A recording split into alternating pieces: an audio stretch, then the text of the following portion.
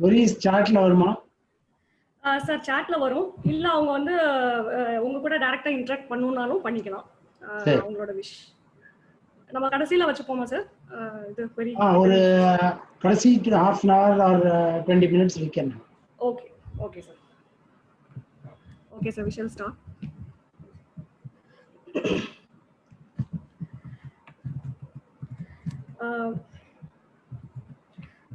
A very good evening to one and all present here. On behalf of Madurai branch, I welcome all the senior members, past chairman and members to this virtual meeting. And I welcome our speaker, C.A. Sundaraman sir from Chennai. In fact, I did my articleships under C.A. Sundaraman sir only.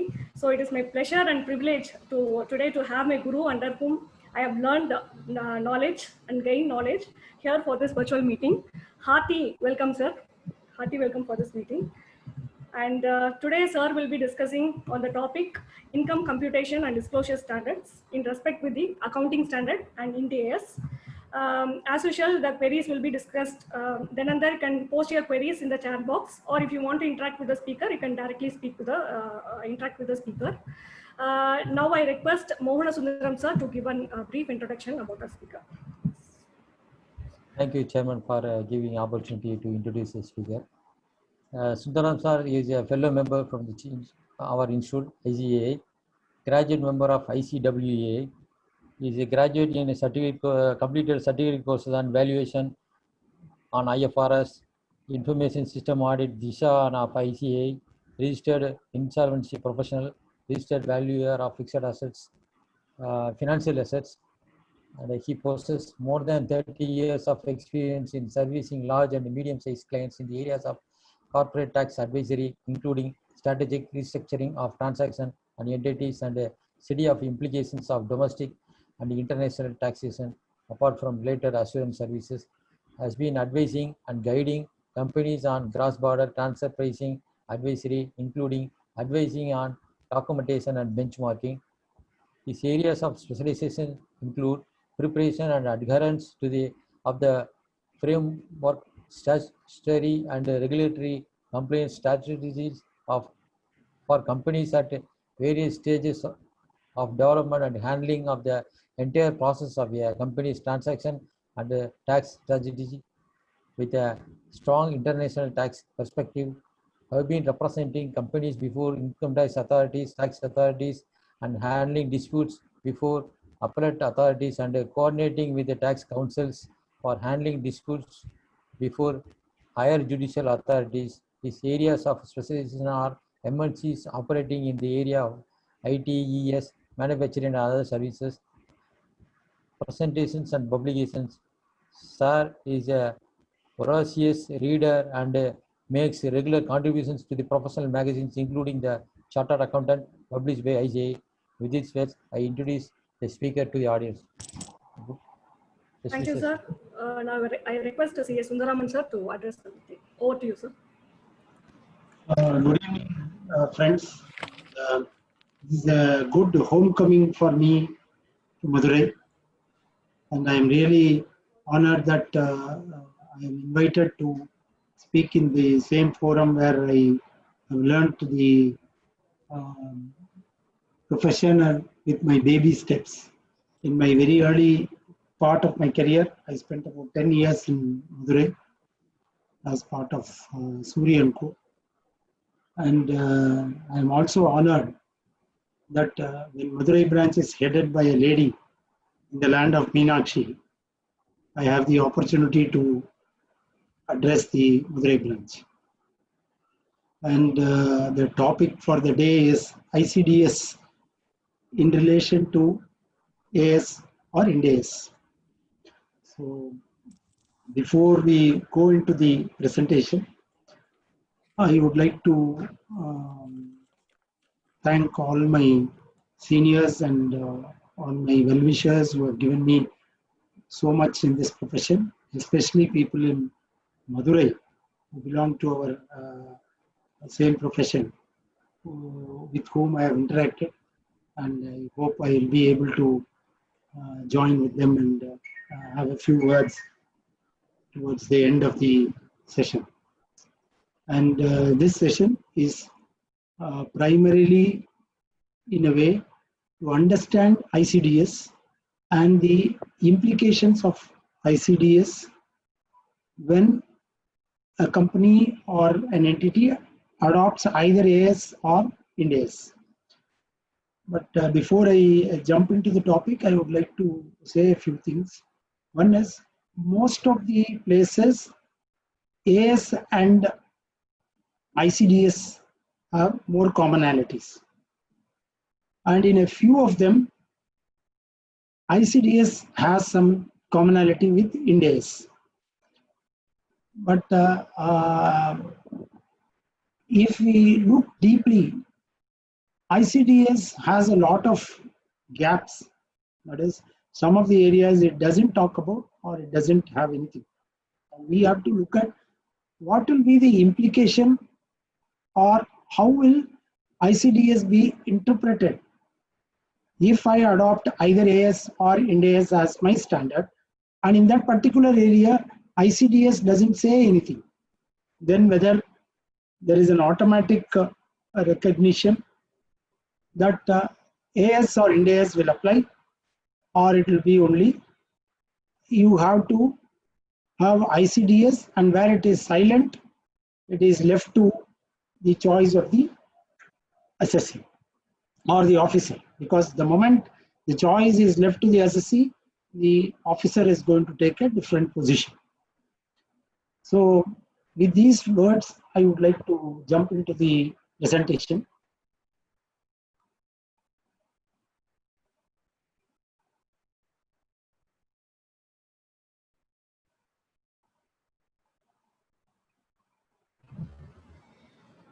I think it's now ready.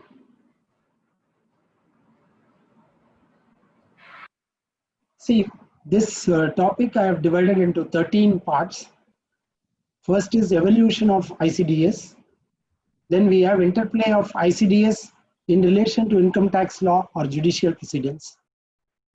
3 is broad analysis of ICDS with Ind AS or AS and a broad bird's eye view of what are the ICDS, where you have to map them with the respective Ind AS. Then we discuss each ICDS separately in relation to the respective Ind AS or AS. And then we come to the conclusion. Now, how does ICDS, how has it evolved? So we need to look at the journey of the evolution of ICDS under tax laws. The first and foremost was, how that method of accounting come into picture. If we see the old Act of 1922 or even 1961 Act up to 95, they left the method of accounting to be decided by the respective assessees, but they have to be regularly employed and they should be consistent and they should aid in determining correct total income. Now, what happened was, in these circumstances, there were a lot of gaps which have evolved over time. Now, when there is no specific method, there were only systems of accounting which were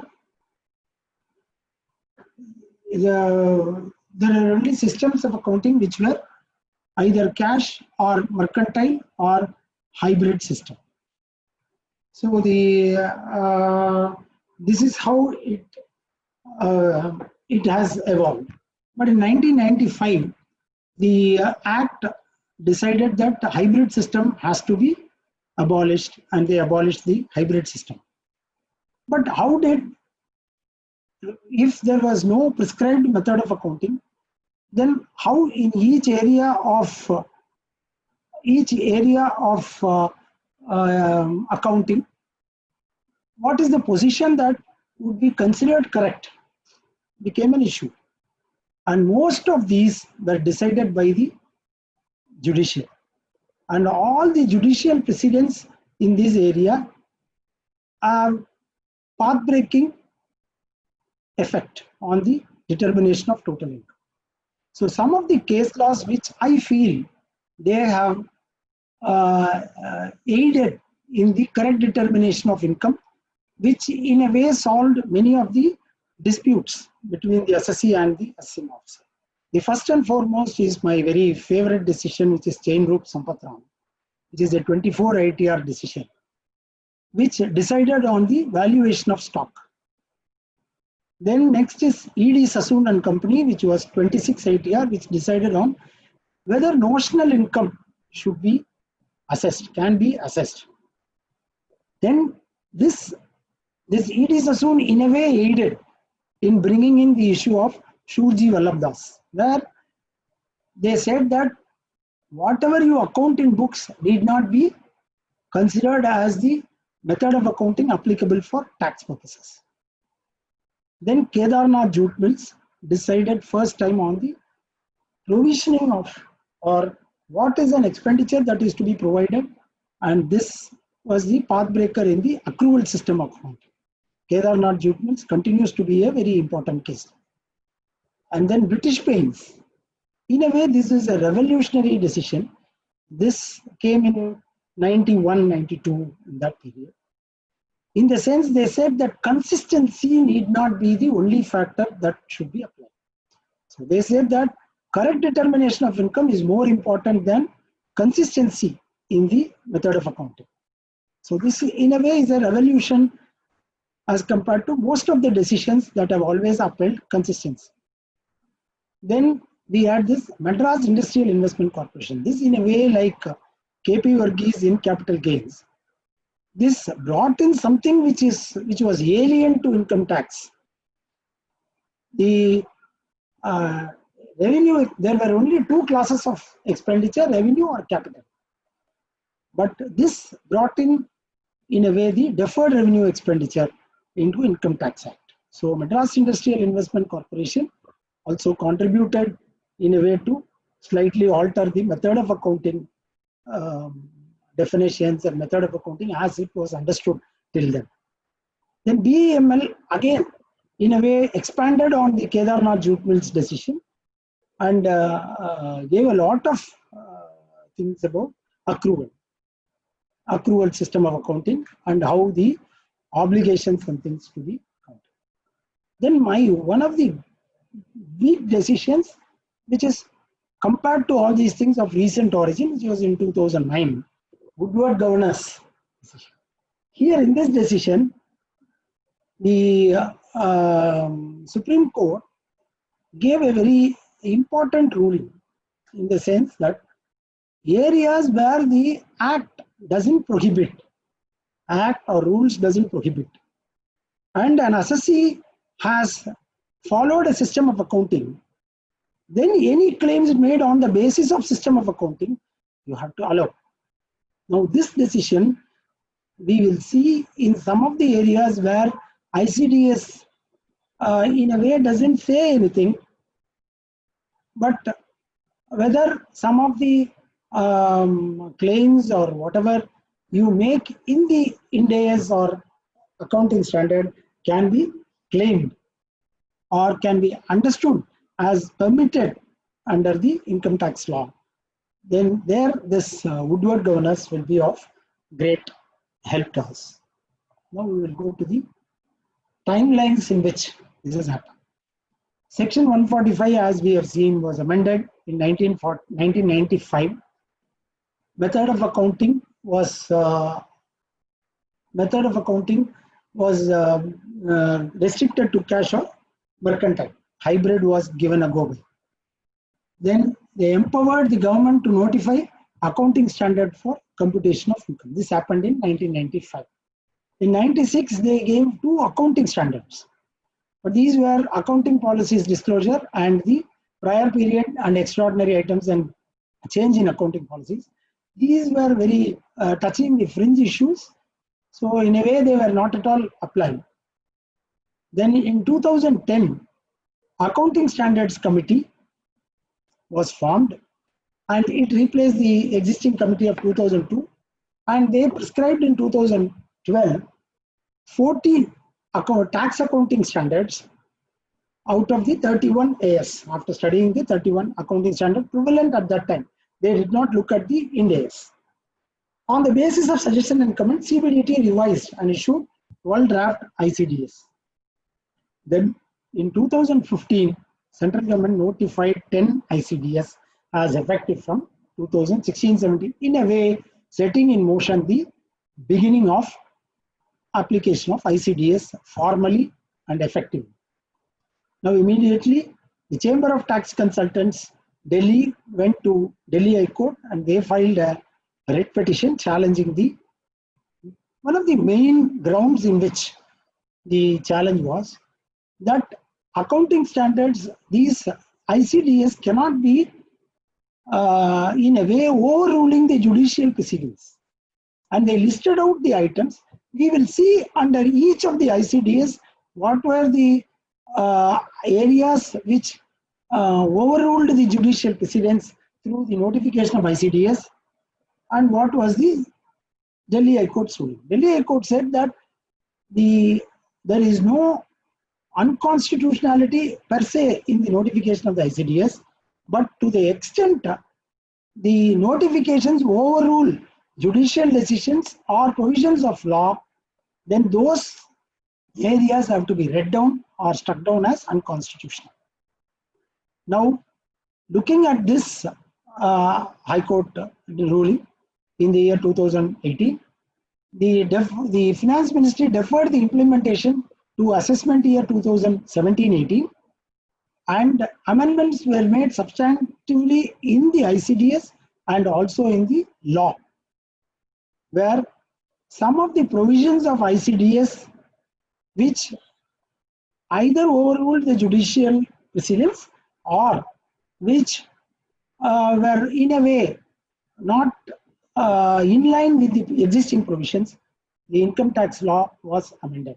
We will also see under each of the ICDS what were the provisions that have been amended.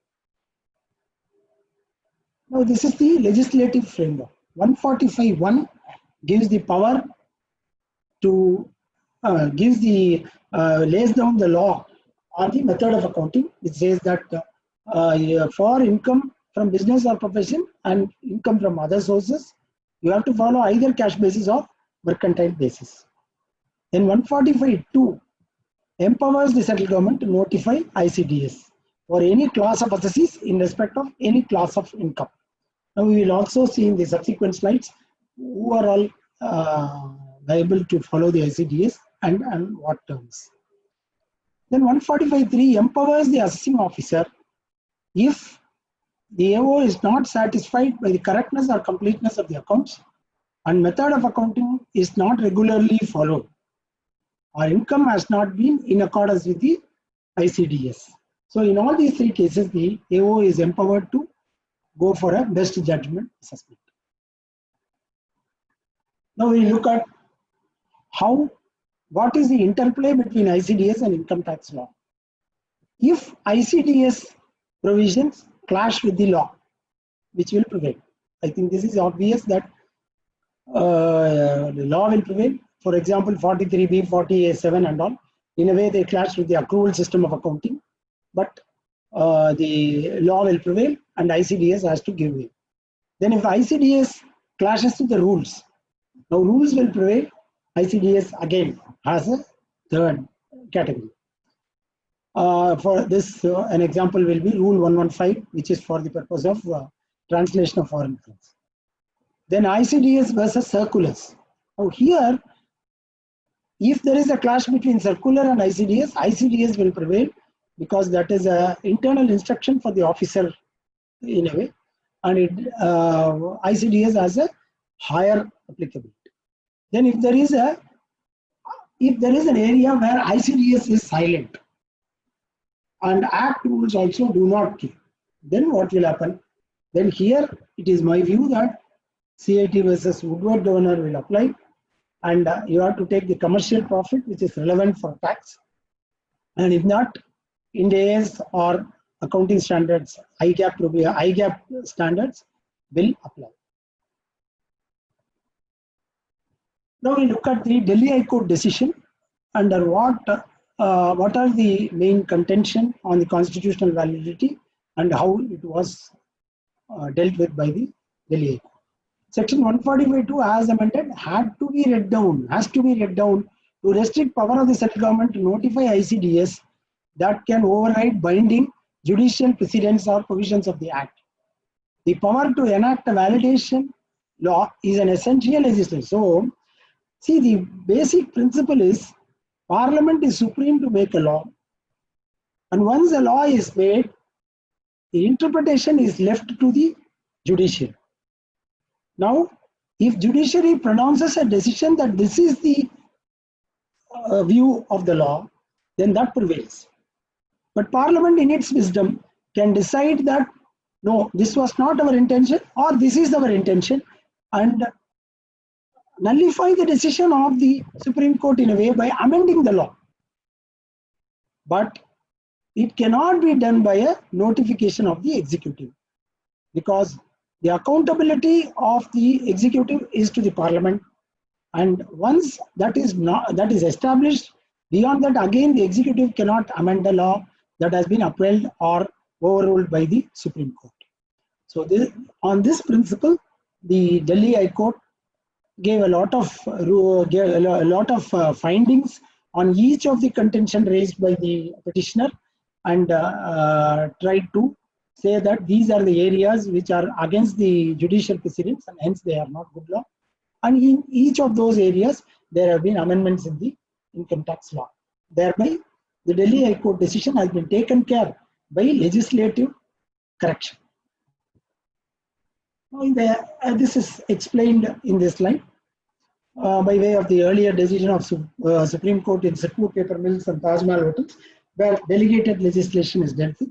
In a more comprehensive way, in a very large paragraph, it is dealt with very nicely in the Madras High Court decision in MCT Muthej Chettiar Family Trust versus 4th Income Tax Office. Now, based on this discussion, what is that we can draw a conclusion? ICDS, once effective, will overrule all the Supreme Court or jurisdictional High Court decision. U2 is, no, ICDS will have always to be read down by the jurisdictional High Court or the Supreme Court. Or the third way, we can look at the scenario based. So scenario based, we will look at how does it work. First, if there are ruling on computational principles, not on the method of accounting, but on the computational principles. Even now, if the law is not amended, for example, in section 37, whether a particular expenditure is allowable or not is decided by the principles of section 37. Supreme Court ruling on those cannot be overruled merely by ICDS. So any ruling that is sought to be overruled by ICDS will continue to be not applicable and they can be bound to be challenged. So that is, SC ruling may still hold good. Now if there are multiple High Court rulings with uniform view, then again High Court rulings could prevail over the ICDS.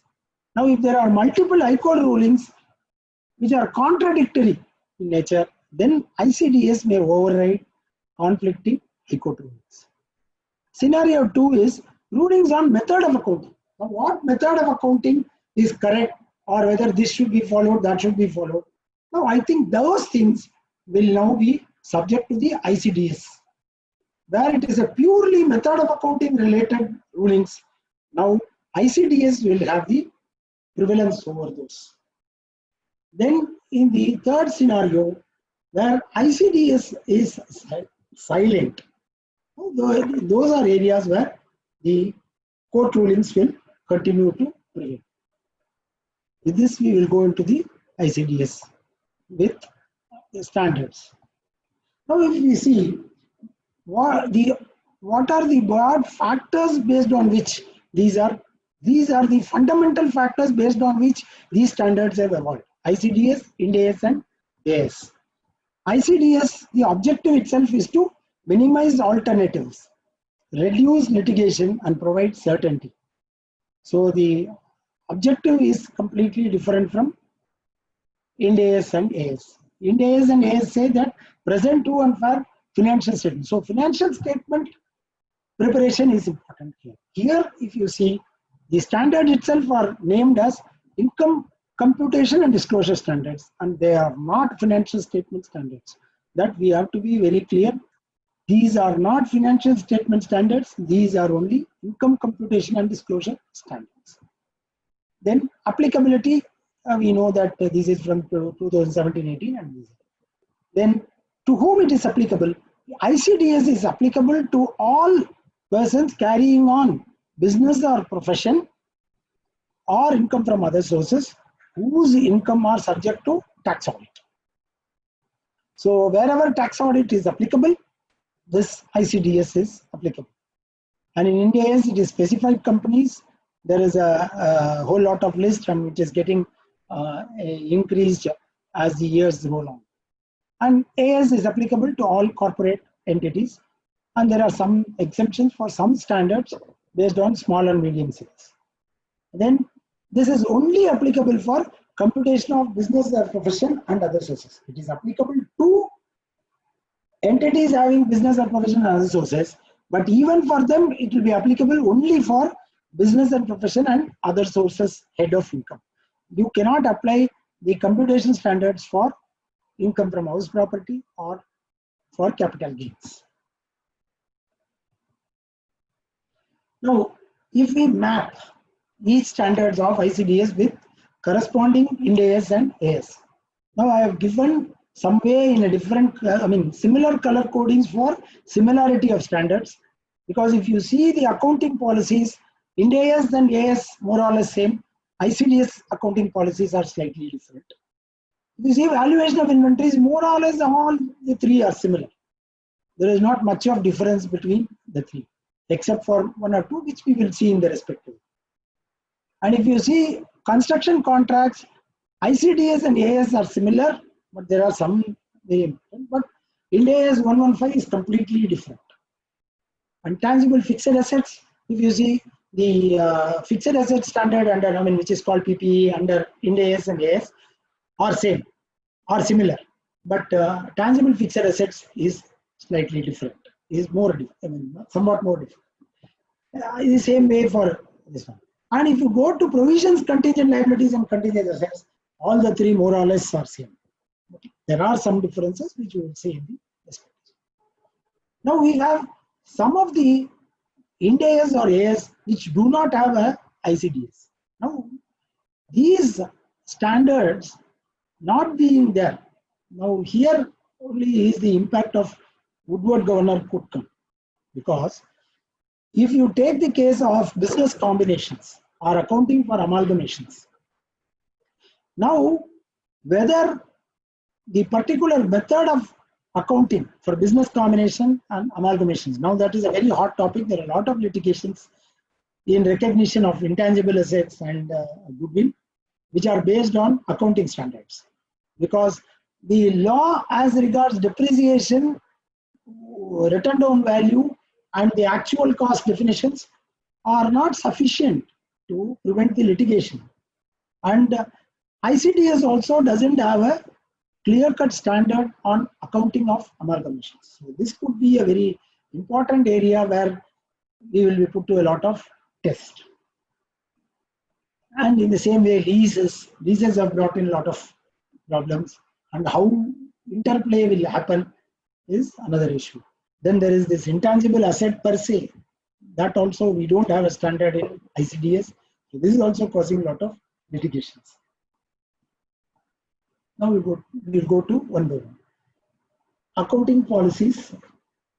If we see accounting policies, one of the important thing I would like to highlight, though this presentation I don't want to go individually because it could take a lot of time. I want to complete by 7:30. I would like to complete so that at least half an hour we will have some interaction. Even in between, if there are any queries, you can put in the chat box, or you can stop me and interview.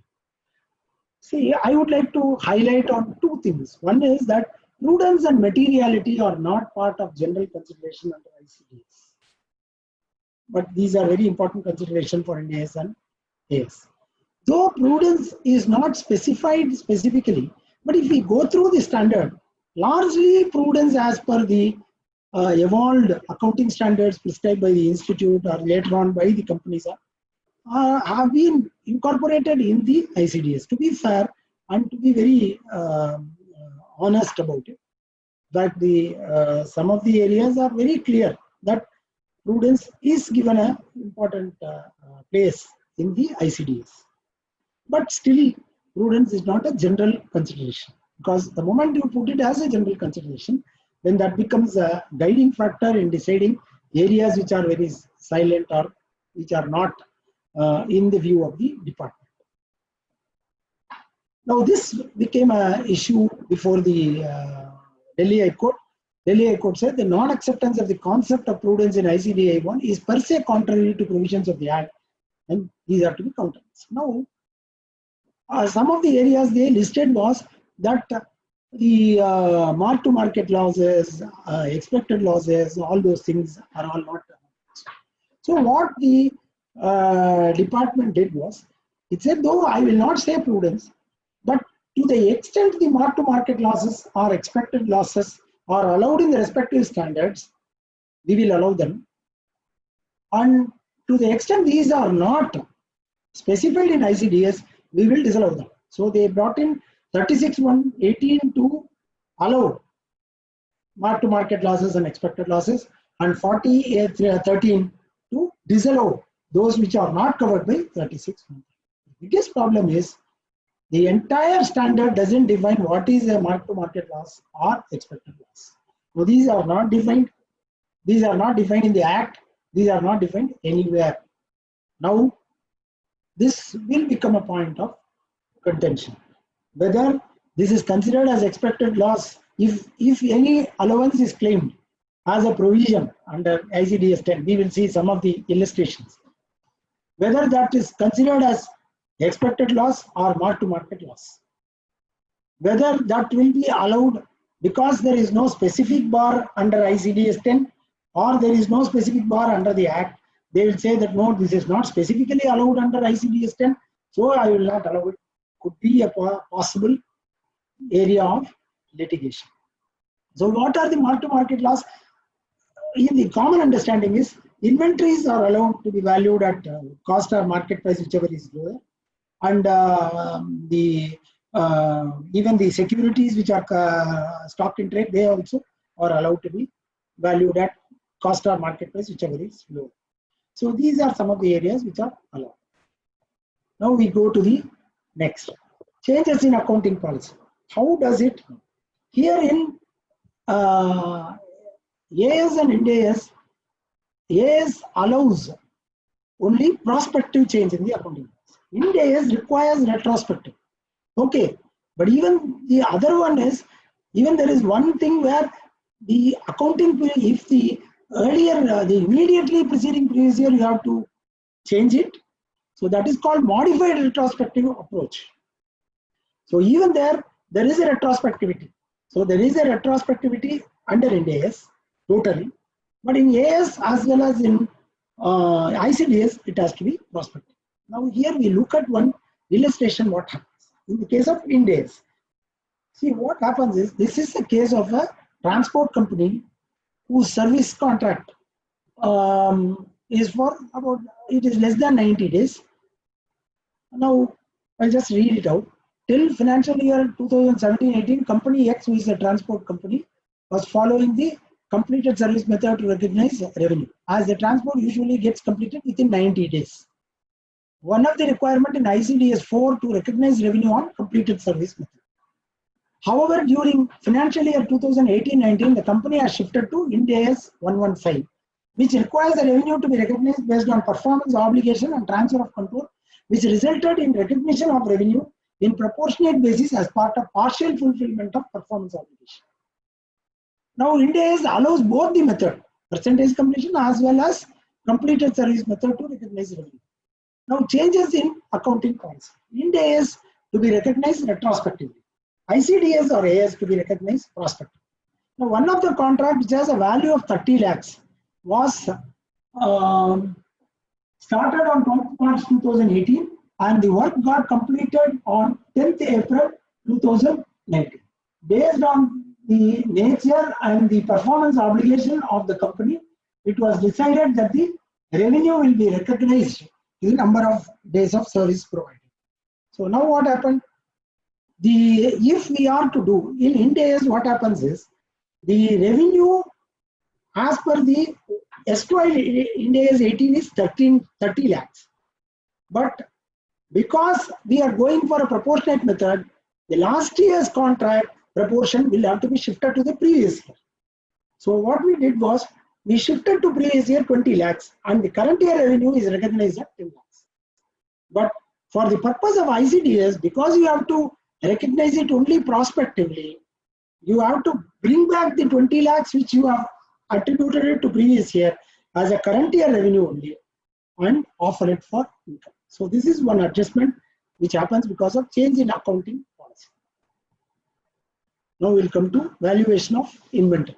Valuation of inventory is more or less same, except that the cost of purchase consists of purchase price including duties and taxes for ICDS, but there you have to go for an exclusive method. But we have been continuously telling the department that this 145A has no implication in most of the cases. Even if I follow exclusive method, the profit remains the same. And this has been demonstrated, and the department also, to be fair enough, has not disputed much of the accounting by the SSCs. So this is the one difference. Then the other one which is very important difference is the valuation of inventory in case of dissolution of firm AOP or BOA. Here the ICDS says that the valuation has to be carried out at NRV only. So we have to do only under net realizable value. You cannot take a cost or market price whichever is lower. Now this is directly against the decision of the Supreme Court in Shakti Trading Company, which again was pointed out by the Delhi High Court, for which the department has, the government has amended, Ministry of Finance has amended the section 145A to provide that inventory is to be valued as per valuation method in ICDS 2. Therefore, in all the cases of dissolution of firm, inventory would have to be at realizable value irrespective of whether business is continuing. So here we have to note one thing: a firm succeeded by a company as a going concern would also be covered by this provision. So we need to be careful about this. This is a very common occurrence because dissolution is including those which are succeeded by as a going concern. Construction contracts. There are a lot of changes here as compared to the, there are a lot of differences between AS, Ind AS and ICDS. Now construction contracts, one is percentage of completion method alone is to be followed under ICDS. AS also follows percentage of completion method. Ind AS has a different way of putting it. Okay, but this may have a lot of application. Ind AS will have a lot of application in real estate companies where it could be widely different from AS and ICDS. But in other cases, Ind AS also has a percentage of completion method. Then reasonable certainty threshold of 25% is specified. So revenue is recognized to the extent of costs only up to 25%. Now there is no threshold in the case of Ind AS and AS. They say that revenue is recognized, costs are recoverable. So again here, if we recognize revenue as per AS or Ind AS, whether we can say that there is no reasonable certainty and recognize only cost, even if the contract is less than 25%, is a very tough question to answer. Because you can't have a reasonable certainty for AS and Ind AS and say that there is no reasonable certainty under ICDS. So that is going to be a challenge for most of the assessors. Then we go to other difference, retention money. Now this retention money was considered as not revenue for the purpose of income tax, because they were saying that this is not a realized income. This has a lot of things away.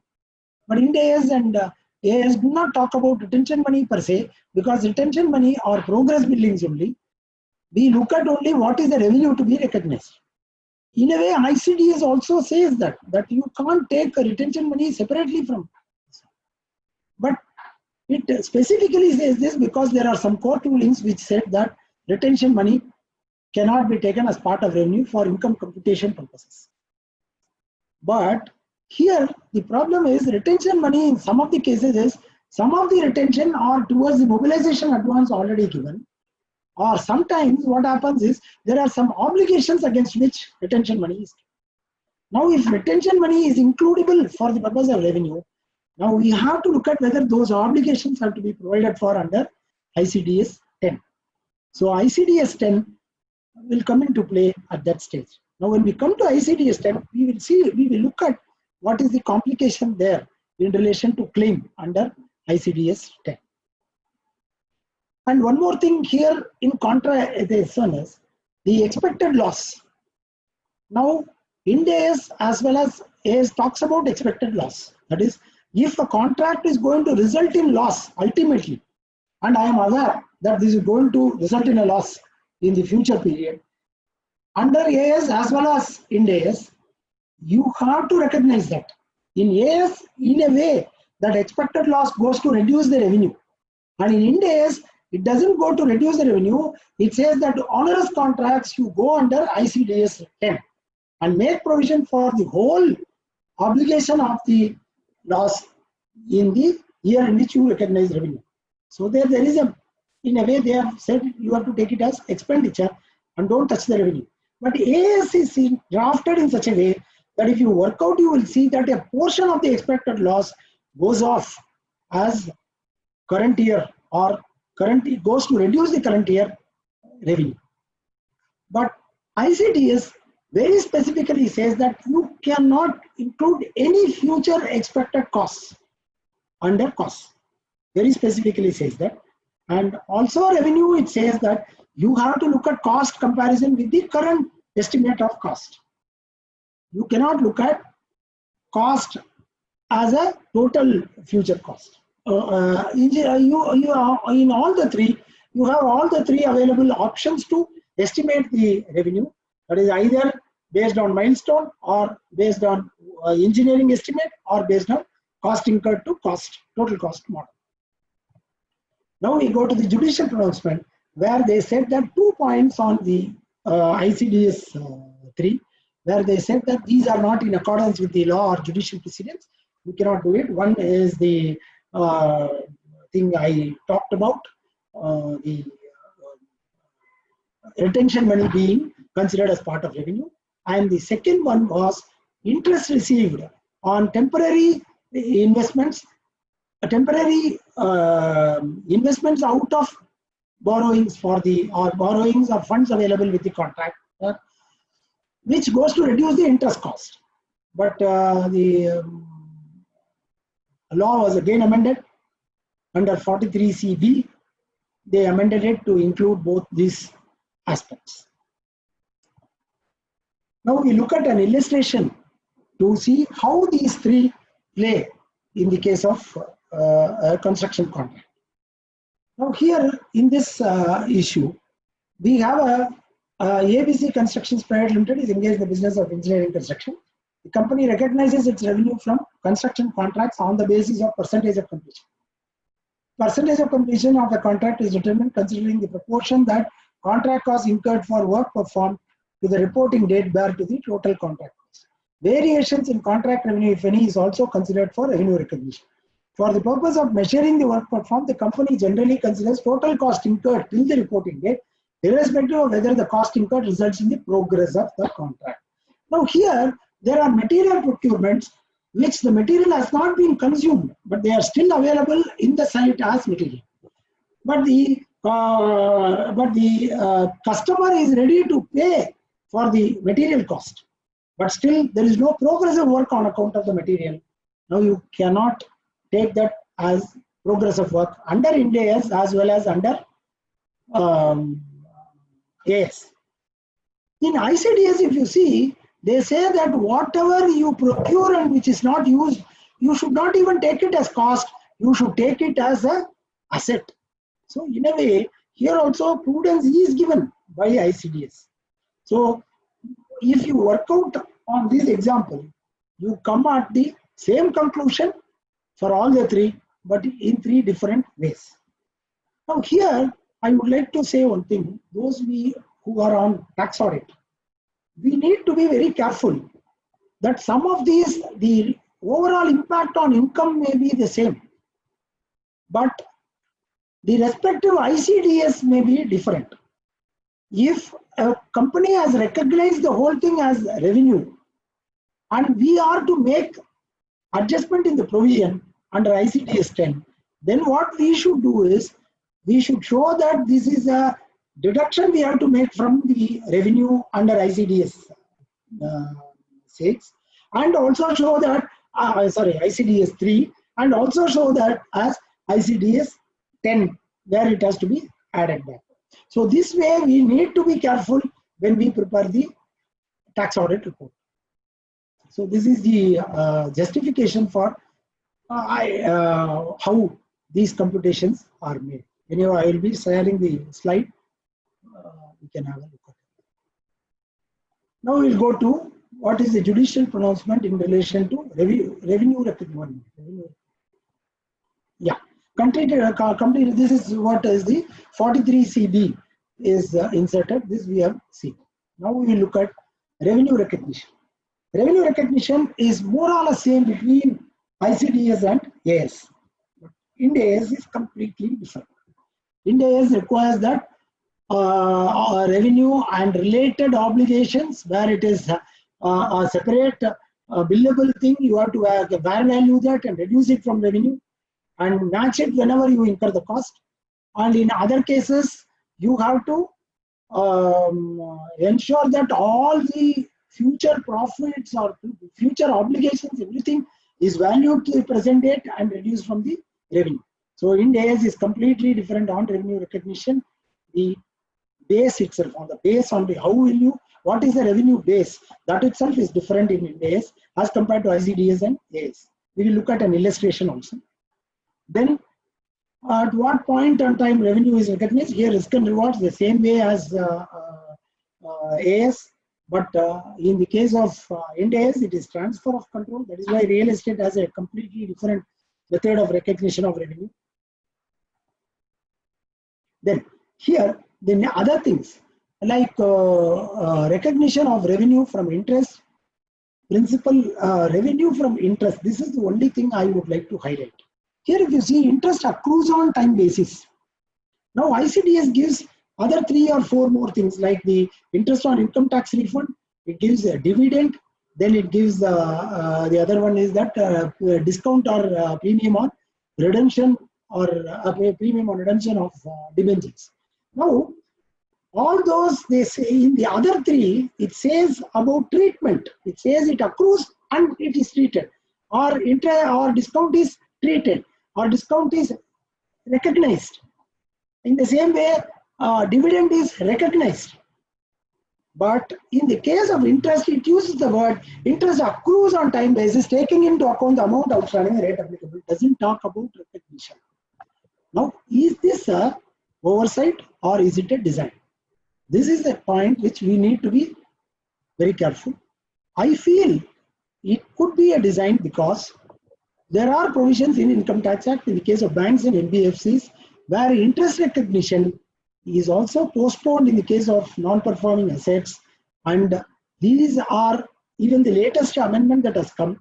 It talks about RBI circular, and whatever RBI's provision requires, that you have to offer for income tax purposes. So in a way, I feel that this could be a design that recognition is left to the respective tax provisions, and where provisions are not there, whether old judicial rulings, including the various case laws which talk about interest not being recognized, whether that can be applied for any NBFC not covered by, or even as per RBI, not necessarily as per RBI, but are making more provisions. So this is an issue which is left for deeper debate later. Then this is one illustration which I thought we will have a look at. This is a retailer company sells washing machine for 1,000 units, 1,000 rupees or 1,000 whatever currency unit. Then washing machine comes with a 12-month warranty, which are not sold separately. Retailer company also provides the following gift: an extended 1-year warranty against manufacturing defects, free service and maintenance for 1 year, 1 kg of washing powder every month for the next 18 months, a discount voucher for a 50% discount off its next in store purchase in the next 6 months up to the value of currency unit 100. Now, if we see washing machine is standalone price is 1,000 and extended 2-year warranty is separately sold at 200. So we have to impute the revenue for this, and service and maintenance also has an imputed revenue. Laundry powder has an imputed revenue. Discount voucher has an imputed revenue with an expected realization of those discount vouchers. Then total is the total revenue value of what you sell for 1,000 currency. Now what happens is, under Ind AS, this is recognized at a discounted value. But under ICDS as well as under AS, if you see, we need to go by individually. The whole value of the washing machine we have to recognize. And if we say extended 2-year warranty, we may have to provide for 1-year warranty this year, and the next year you have to provide for the next year warranty, because the obligation is only in the next year. And the same way for service and maintenance and laundry powder also. And then discount voucher is a very debatable point, whether you can recognize revenue this year or it has to be accounted as and when those discount vouchers are issued to the customer. So this is an area where there will be a lot of differences between ICDS and Ind AS. Now we'll go to tangible fixed assets. If we go to fixed assets, major spare parts, here if you see, only the wordings are different, but they mean more or less the same. In the sense, this is expected to be irregular. Here it says expects to use them during more than one accounting period. So in a way, major spare parts, the treatment is more or less the same. Dismantling cost. Here there is no guidance under ICDS as well as under AS, but Ind AS has initial estimate of the safety. Then non-monetary consideration. Now cost shall be the fair value of the asset acquired. Now here it could be the fair value of the asset acquired or the fair value of the securities issued for the asset given. So whichever is more clearly evident. So this is how there is a difference. But anyhow, for ICDS you have to take only the fair value of the asset acquired. Now, foreign exchange, there are a lot of differences. There is a 43A which says there are 2 elements to it. One is foreign currency borrowing for purchase of foreign imported machinery. 2, the supplier credit, which supplier's payment payable, which you pay for import of machinery. Now there is one other issue which is not dealt with 43A, is foreign currency borrowing for the purpose of local purchase of fixed asset. Now that is not covered by 43A. Now under ICDS, any other payable monetary liability or a monetary asset will have to be revalued as on the closing date, and the difference should be adjusted to income, or the difference should be adjusted to profit and loss. In the case of Ind AS and AS also, there is a slight difference in the sense that there all exchange differences are to be adjusted in the profit and loss account, but there is a proviso in Ind AS as well as in AS where they were allowed to capitalize some portion to facilitate some airline companies to tide over their crisis. And then it happened that many companies started to avail that. And now Ind AS has closed that, AS continues to have it. Now, translation of foreign operation. more or less, here it goes under this one, more or less they are same. Then in the case of AS, there is a difference that you carry on. You treat the entire foreign currency difference as in one go, and then you charge it off in the year of disposal. Okay. Now, forward exchange contract has a lot of distinction. In the case of Ind AS, now there is a lot of some will go as part of financial instrument, some will go as part of foreign currency translation, and then there is the hedge accounting, which is prescribed under IFRS Ind AS 109. I think that's a very large topic, where it goes either under equity or under other comprehensive income or under profit and loss account at 3 different stages. In AS, the contract has the difference at the year end, whatever is the mark to market value, you have to charge it off. Now, what is there in ICDS? How does it deal with it? This chart we have prepared. In the sense, where there is a trading or speculation, it is out of the standard. They are to be, it is out of this treatment. They are to be accounted for only at the time of settlement. The forward exchange contract, different premium or discount is to be settled only at the time of settlement of the transaction. Then, in the case of not trading or speculation, which means it is a hedge. Now, hedge can be 2 types. One is a firm commitment, and one could be a highly probable forecast transaction. Now, firm commitment are, if I make a sale today and I enter into a forward exchange contract on the day on which the bill comes for settlement, that is a firm commitment. But if I enter into a forward exchange contract thinking that, okay, after some 1 month I will be shipping the goods, and anyhow the same 3 months it will come for payment. So I will take that.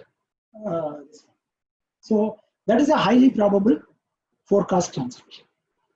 Now, if it is a firm commitment, now on the 31st March, if at the year end, if the corresponding receivable is an asset, or if a payable is a liability, and my forward exchange contract is a firm commitment, the day on which I had the forward exchange contract, this asset or liability was visible. So there it becomes a adjustable item. But once it is a highly probable forecast transaction, even if it is an asset or liability at the balance sheet date, that will not come as an adjustable item. Now, I have demonstrated this by an illustration. See, ABC Limited has in 31st December 2019 entered into a foreign currency forward contract with XYZ Bank for future sale of $1 lakh in the month of 30th April 2020. What will be the treatment in ICDS if ABC Limited has entered forward exchange contract option A for trading and speculation? It will be realized on 30th April. Option B, part A is partly for hedging the foreign currency against highly probable forecast transaction. ABC Limited has received the order of USD 60,000 on 31st December for supply of goods to customers in the month of March, and it expects to realize it in 30th April 2020. Part B, partly for hedging against the firm commitment of 40,000 for sales made on 31st December 2019, which will also be due for payment on April 30th 2020. Now we have given the spot rate and other things also. Now if you go to option A, ICDS defer the adjustment at the time of settlement. Option B, hedging of foreign currency, highly probable forecast transaction, even though the asset exists in the balance sheet on 31st March, defer it for adjustment at the time of settlement. Option B, hedging the foreign currency against highly probable, I think this is a mistake, this is a firm commitment. Hedging the foreign currency against firm commitment for which the asset exists on the reporting date. Now premium will be accounted over the period, that is from 31st December 2019 to April 2020, premium to be accounted is 15,000 rupees. This is how it will vary. Now there is another one, where your profit as per books of account, there are unrealized losses on forward contracts, and there is also a translation gain on foreign operation. Both these are to be excluded from business of profession. This is because this is under Ind AS. Because under AS also the translation gain on foreign operation cannot be brought into the books. Now these two things were subjected to challenge, and many of the provisions like monetary asset, non-monetary asset conversion were all challenged in the Delhi High Court. The Delhi High Court said that the same way that this is not this is violative. Then Finance Act 2018 made an amendment and brought these things into the statute books, saying that gain or loss which are not covered by 43A are covered by 43AA. 43AA says that monetary items and non-monetary items, these things are prescribed here. Monetary items and monetary and non-monetary items are defined in the standard. Now we'll go to government grants. Government grants, there is not much of difference between AS and ICDS. Ind AS is slightly different in the sense you have option to take it under fair value. But in ICDS, we take only under cost, and also we reduce it from the, I mean, whatever is the actual price, and we also reduce the grant value from the asset. There is no other option. But under Ind AS, we can treat it as a deferred income and amortize it over the life of the asset. Concessional rates of interest. Now there is no imputation here, so both ways you need not, there is no adding and deducting. But in Ind AS, this has to be accounted for as a concessional rate also. You have to account the actual market rate, and the difference in interest rate will be treated as a grant. Now here this there is one other important thing which I am not saying in grants. That is, there is the ICDS specifically says that you cannot postpone recognition of grant beyond the actual date of receipt. Now, if some of the receipt of grant may happen upfront, but the actual obligations could be so cumbersome that you have to repay the grant also. But the ICDS is very specific that you cannot postpone recognition of grant beyond the date of receipt. So either the finality of grant or the date of receipt, whichever is earlier, you have to account for under ICDS. Now, this was the issue that was agitated before the Supreme Court, I mean Delhi High Court, sorry, which was resulted in the amendment to 145B3, where they inserted this, and also they added one clause in 224. Now this is a small illustration where the fair value of the land is 10 crore, but received a piece of land of 2 crores consideration from the government in order to set up. Here the standard is clear that ICDS we have to account. It need not be land alone. Any asset also we have to account only net of the grant.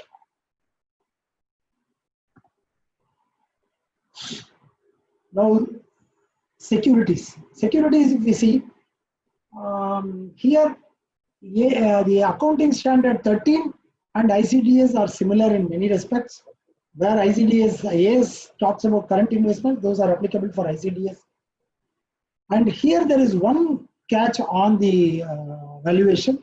At lower of cost or market price, where you have to account it based on security wise and not the scrip wise.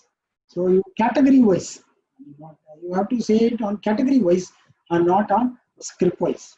So that is a distinction between ICDS and AS.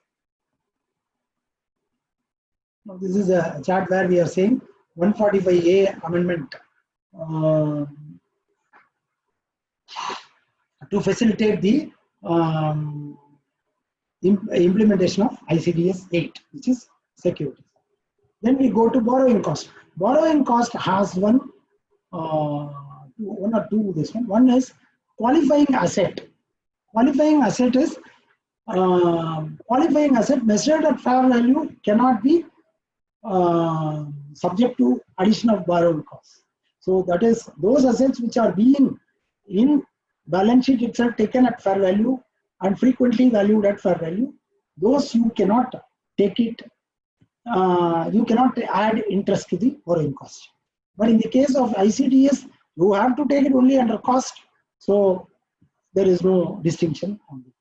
Then on inventories, this is more or less same in the sense there they are saying that excludes application to attributable that are regular, you need not apply. But here it says where it requires more than 12 months or more to bring to a saleable condition, only there interest to be added. So here again, if we see, this is prudence by the ICDS per se. Then exchange difference from foreign currency, you cannot take it under borrowing cost. They are treated only under ICDS standard on foreign currency differences. Now commencement of capitalization. Capitalization, this is also in a way more or less similar, but they are in a different wording. Suspension of capitalization is not allowed under ICDS, but in Ind AS and AS, if there is going to be extended periods of where there is going to be no activity, the capitalization of borrowing cost will be suspended during those periods. Then income earned on temporary investment, these are to be deducted from the borrowing cost in the case of Ind AS, but these are not allowed under ICDS. Now we come to the standard on provisions, contingent liabilities. And in my opinion, this standard will be the most debated standard in the corridors of judicial forums, because most of the things are similar to Ind AS or AS, but still the expected loss and expected loss not being allowed under 40A13 will always be invoked on many of the provisions that will be made. But we have to look at the judicial precedents of other cases.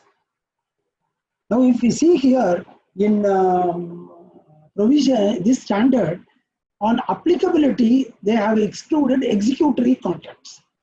Executory contracts is defined in similar to Ind AS, that either both the parties have not commenced their obligation, or both the parties have done equal part, their obligation, fulfilled their part of obligation in equal measure.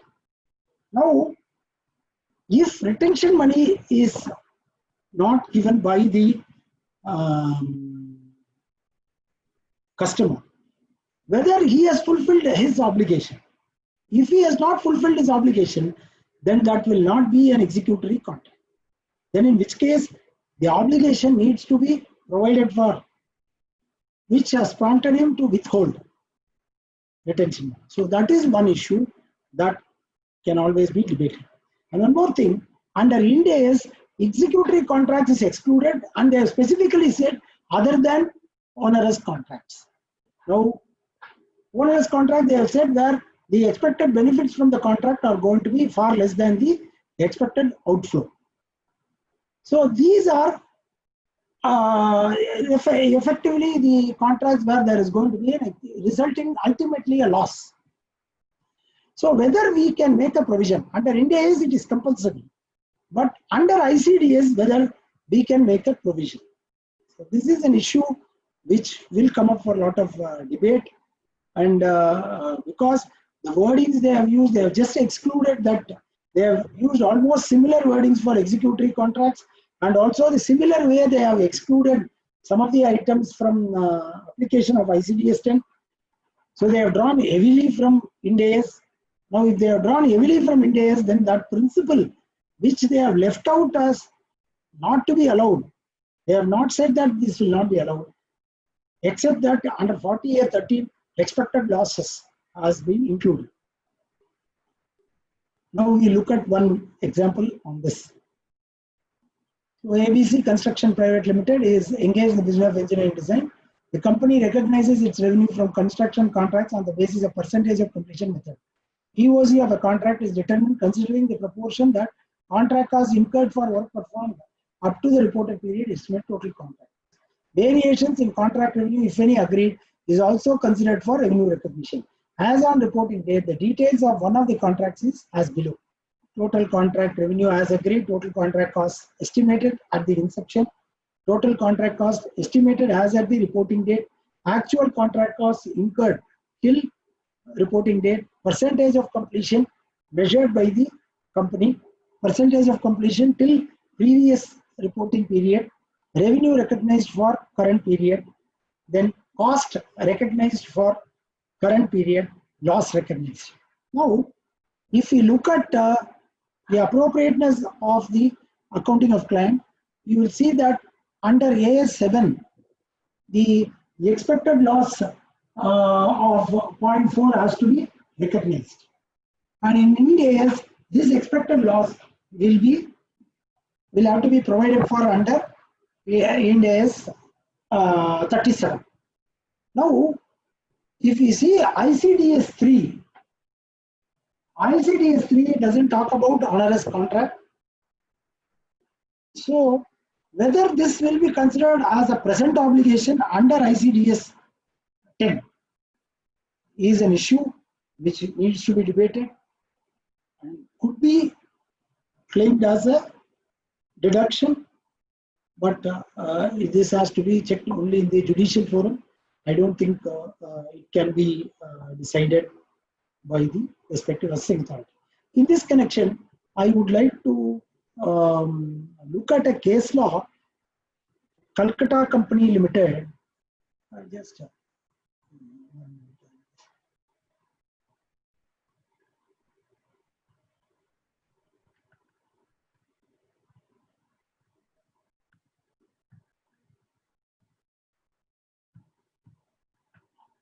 This Calcutta Company Limited is a contract related revenue, where this is a very old decision, 37 ITR.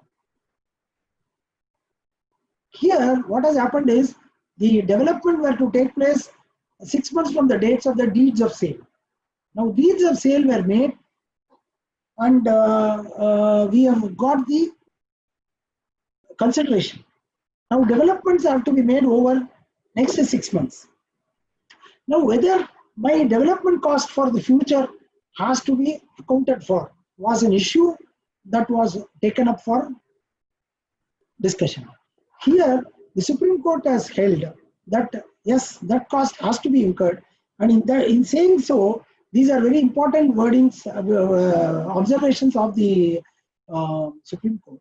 Says whatever may be considered a reasonable time under the circumstances of the case, the setting up of that time limit did not prescribe any condition for the carrying out of that undertaking, and the undertaking was absolute in terms. So if I enter into a contract with an obligation, and if I am going to perform those obligations over the next 5-6 months, and if I am going to at the end of the thing, I have to incur this much of cost is my estimate, then the proportion of the loss which I have already done needs to be charged off and needs to be provided for, needs to be deducted from the revenue. So these are things which are flowing out of this decision. It was thus an accrued liability. See here, the wording was absolute. If that undertaking imported any liability on the appellant, the liability had already accrued on the dates of the deed of sale, though that liability was to be discharged at a future date. It goes on to say, the difficulty in the estimation thereof again would not convert an accrued liability into a conditional one, because it is always open to the income tax authorities concerned to arrive at a proper estimate thereof, having regard. So the principle that the cost will be incurred in future, so I will not allow it as a provision, could be negatived by this decision of the Supreme Court in the case of Calcutta Company Limited. Sir, sorry for the interruption, sir. Pardon? Sorry for the interruption, sir. Can you go to the full screen mode because the font is not visible? This PDF is. This is a PDF.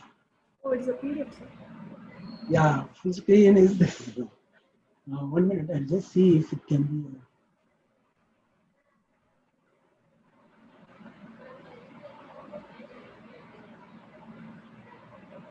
Sir, either press F5 or One. Control L. Control L. You can try these two options.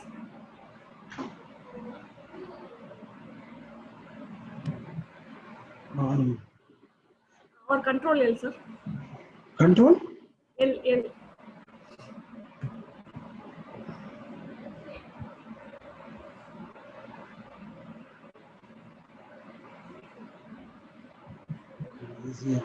Or you can go to the view, sir, in the top menu. That is what I'm doing. Yes,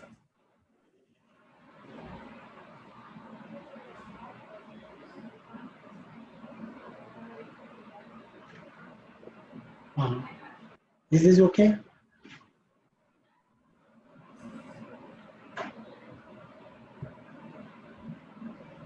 PDF, one minute. I think my PDF is not coming. Sorry. I think PDF is. This. It is in PPT only, sir. PPT. See, now it is coming.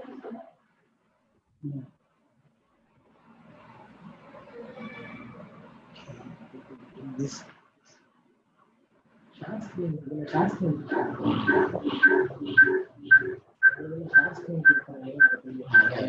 Sorry.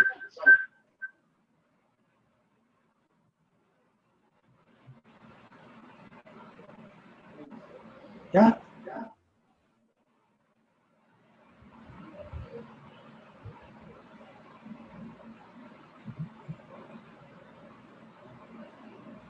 Yeah.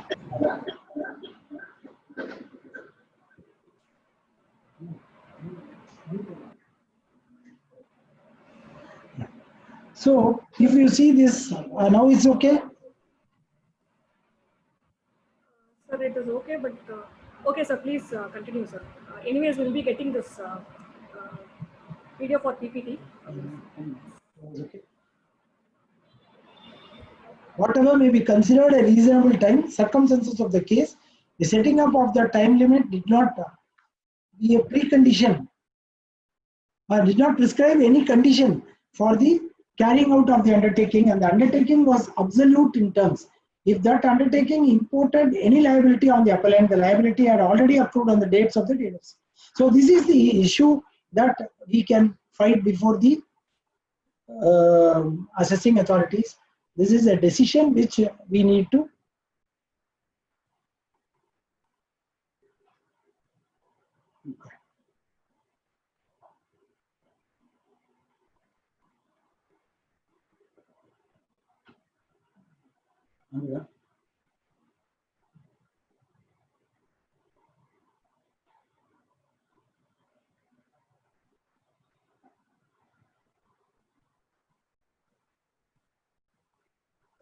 So now next we will go back to that example and see that loss to expected loss.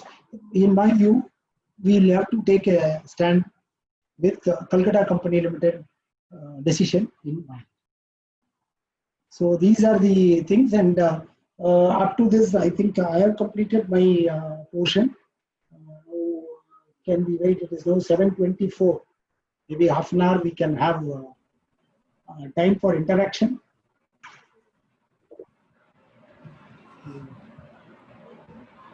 So there is one question on whether impairment loss is allowed for deduction. Now, impairment loss under what of what asset is what we have to look at. PDF, I was not able to see the screen. Okay, now I will try. I will send that PDF file also, then you can share, because that is an extract from various decisions which I have used in this presentation. I will send that also along with the presentation, if you can see that. So if you see this impairment loss on fixed assets, see, ICDS is only for normal computation. Again, ICDS cannot be applied for MAT. So that is the other issue. Though I also had a presentation along with this tagged in MAT also, Ind AS in relation to MAT. I didn't add those slides here because I thought we should have more interaction in the last half an hour. So I thought I skip that. So MAT, as far as MAT is concerned, the provision is clear that impairment loss cannot be allowed. So no way impairment loss will be allowed. Now, if impairment on securities are concerned, to the extent it is in compliance with ICDS 10, it will be allowed. In the case of stock, yes, it is allowed. Net realizable value can be net realizable value, and it is not market price. Lower of cost or market price we normally say, but it is lower of cost or net realizable value. So impairment is between the cost and net realizable value. Whatever is the difference, you can charge off. So inventory is allowed. As far as debt is concerned, as they have very clearly said, expected loss will not be allowed. But bad debt is allowed when you write off in the books of account. And there is no ICDS per se for that, but 36 will take it. So impairment loss, I think, answered that. Any other questions? Sir, I have released the audio control. So members who wish to interact with the speaker by raising questions, they can unmute themselves and raise their questions.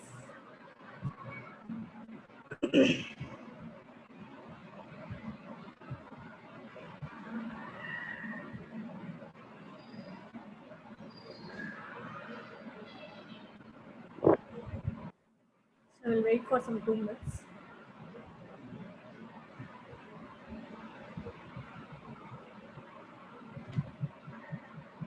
Any queries?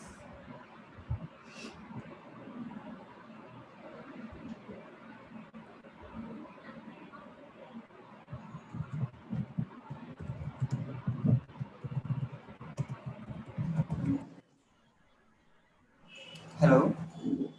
Yes, sir. Here. So this is regarding ICDS 9 borrowing cost. Yeah. So we have a section called 3613. It states that in case of any interest incurred for acquiring asset, so it will put to use, we need to capitalize. So however, ICDS 9 states that in case of qualifying asset, whatever the interest you are incurring, that need to be capitalized. Is there any contradiction between 3613 and ICDS 10? Because 3613 does not talk about qualifying asset. It's just saying that they put to use whatever interest you incur, you to capitalize.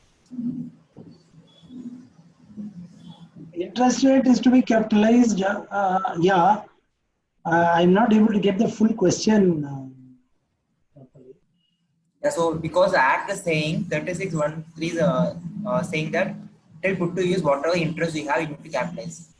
So however, ICDS 9 is saying only for qualifying asset, if you incur interest, you need to capitalize. Suppose I'm acquiring a plant and machinery, so it's taking some 2 months time for installation. So till put to use whatever the interest I incur for 2 months, I need to capitalize as per 3613. But however, it will not be complete with the ICDS 9 because it doesn't fall under qualifying asset. Why it is not falling under qualifying asset? Whether it is not out of borrowing cost? Qualifying asset is defined as any asset for which your borrowing has been used, in a sense. How it will not be a qualifying asset? Qualifying asset is defined. Once it is a qualifying asset, 36(1) provision will apply. Okay, I'm got confused with the AS. So AS, you're saying 12 months substantial premium. Yeah. That is a different. Yeah. So in ICDS, there is no concept of 12 months period.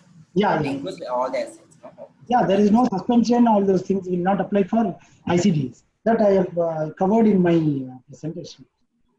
Yeah. Got it, sir. Thank you. No.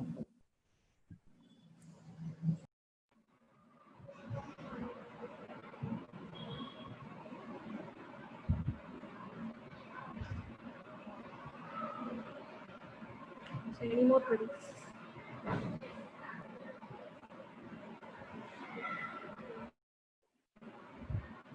So you can stop sharing the screen, sir. Okay.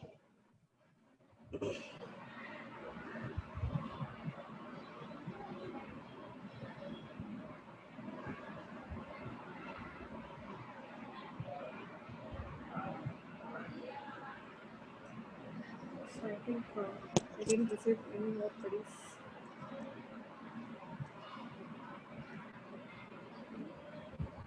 Okay, sir. So if you want to share any more information, can share, or we shall end the session.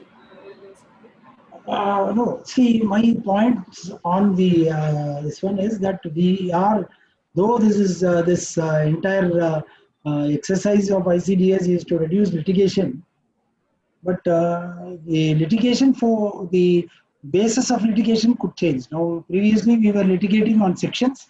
Now we will start litigating on the standards as well. Now every word of the standard could also be said that we are covered by this standard, and hence we will claim this, and then the department say no, the act says that no expected loss are mark to market. So everything they will try to say they are mark to market loss or expected loss. So these are areas where we will have more litigations.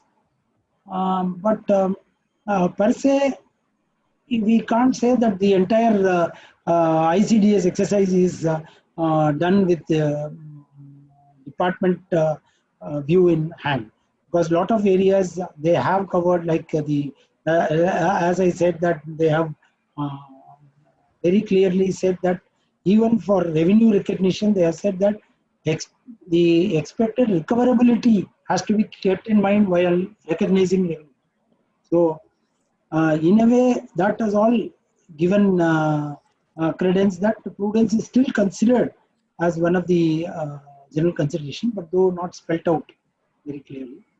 So I think the entire exercise of ICDS, it is an evolving area, but the problem will come only when, if ICDS based litigations go to court, and ultimately court says no, this is what it is. Then by notification, if they amend the ICDS, then that is the period when we will have further discourse. We haven't, I mean, it is not that we are without experience. We have seen how much they have done retrospective amendments. Though in the past few years, we are not seeing much of retrospective amendments.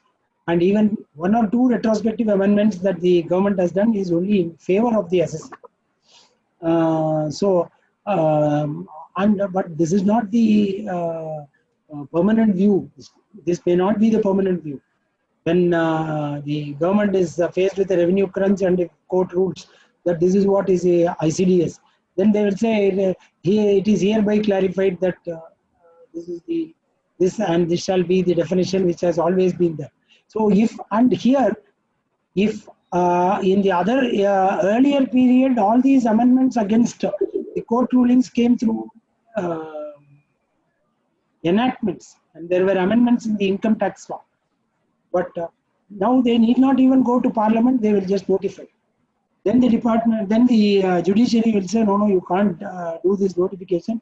Notification cannot nullify us. There has to be a parliamentary approval for that.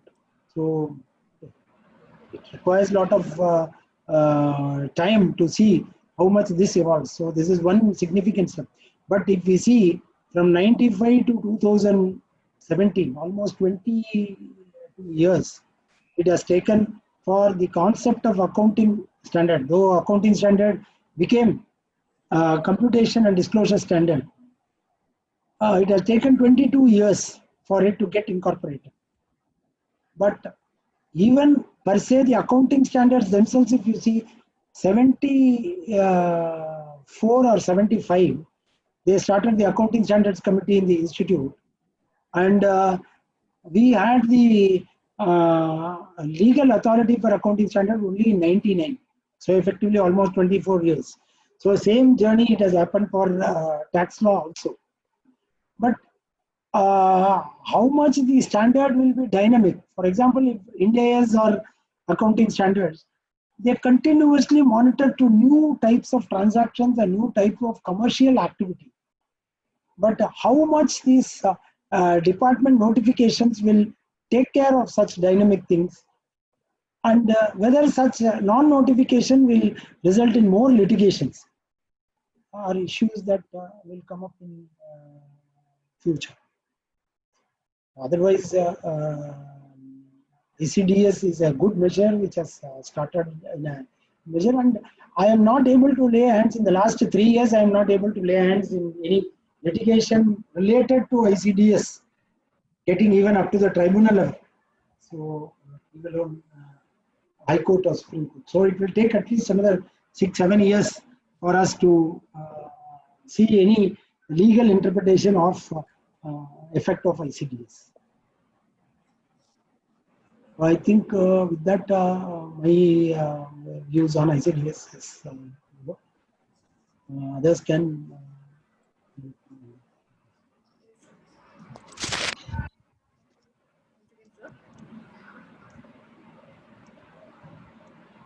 Manian sir view is not heard. Normally, he will always interact.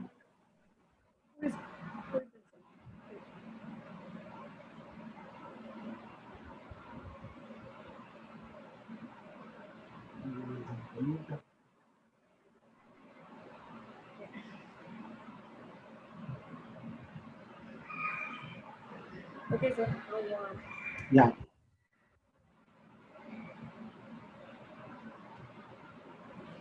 Okay, sir. Now we shall end the session. Thank you, sir.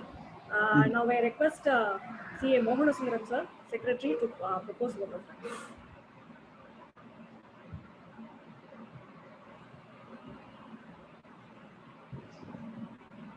So 1 minute. So is it audible? Yeah. This is audible.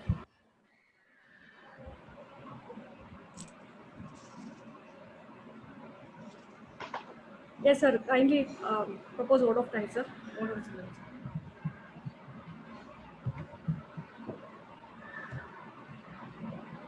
Sir, it is not audible. Hello. Yes, sir. Hello? It is audible. Please go ahead, sir. Some technical issue. Sir. Respected Chairperson, CA Cabinet Sri, respected ex-officio member, SRC Chairman, CA Dungardan Jain, respected Speaker, CAS Sundarajan from Chennai, respected senior members, fellow members, and the junior members, good evening to all. On behalf of Management Committee of Madurai branch of ICAI, I thank the beloved Speaker for accepting our invitation and delivering a detailed, informative explanation, presentation on ICDS with the case laws. Sir, we are enriched by your expert knowledge with the lucid explanations. It is very useful to the members, sir. Thank you once again, sir. We thank all the members who attend and view the meeting. Thanks once again, one and all. The meeting is adjourned. Thank you, sir. Okay, sir.